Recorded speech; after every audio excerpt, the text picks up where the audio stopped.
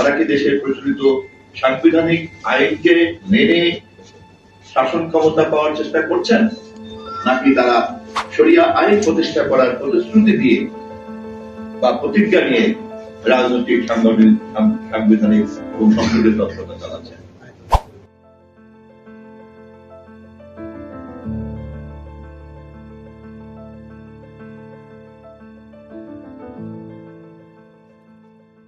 এগারো দলীয় জোটের নেতা, বিশেষ করে জামায়াতে ইসলামী বাংলাদেশ, তারা গতকাল বক্তৃতায় বলেছেন শরিয়া আইন, অথচ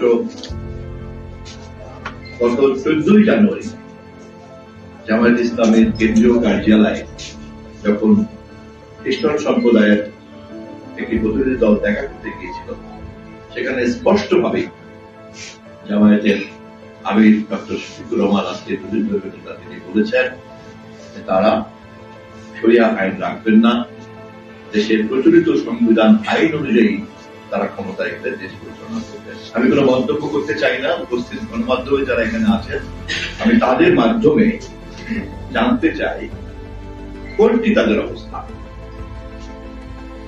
আমি কোনো মন্তব্য করতে চাই না, আমি শুধু জানতে চাই তারা কি দেশের প্রচলিত সাংবিধানিক আইনকে মেনে শাসন ক্ষমতা পাওয়ার চেষ্টা করছেন, নাকি তারা শরিয়া আইন প্রতিষ্ঠা করার প্রতিশ্রুতি দিয়ে বা প্রতিজ্ঞা নিয়ে রাজনৈতিক, সাংবিধানিক এবং সংসদীয় তৎপরতা চালাচ্ছেন।